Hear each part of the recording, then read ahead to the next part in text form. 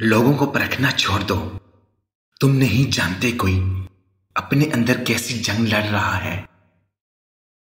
اس دنیا میں سکون سے جینے کی ایک ہی تدبیر ہے کہ ہر انسان کے پاس ایک وسیع و عریض قبرستان ہو جہاں وہ لوگوں کی غلطیاں اور خامیوں کو دفنا آیا کرے۔ آپ کیسے ہی عالم کیوں نہ بن جاؤ، لازم نہیں کہ ہدایت پا جاؤ۔ یہ اللہ کی عطا ہے جس کے لیے وہ خود انتخاب کرتا ہے۔ علم کے سچے طالب بن جاؤ اور گر گرا کر دعا کرو، شاید یہی پہلی سیڑھی ہے۔ اللہ دکھ بھری داستان کو بڑے دھیان سے سنتا ہے، کچھ غم مٹا بھی دیتا ہے اور کچھ الجھنیں سلجھا بھی دیتا ہے، لیکن اگر سارے ہی غم سلجھ جائیں تو آدمی اور اس میں بات چیت بند ہو جاتی ہے۔ مفاقات عمل کا سلسلہ بہت وسیع ہے، یہ نسل در نسل چلتا ہے۔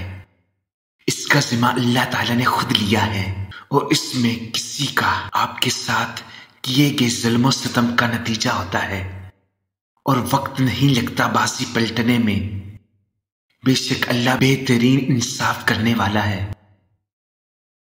اکثر اوقات سچ کڑوا نہیں ہوتا، سچ بولنے والے کا انداز کڑوا ہوتا ہے۔ ہم سچ بولنے کے ساتھ دراصل دوسروں کو ذلیل کر رہے ہوتے ہیں اور توقع رکھتے ہیں کہ ہماری ذلیل کرنے کی حرکت کو صرف سچ ہی سمجھا جائے۔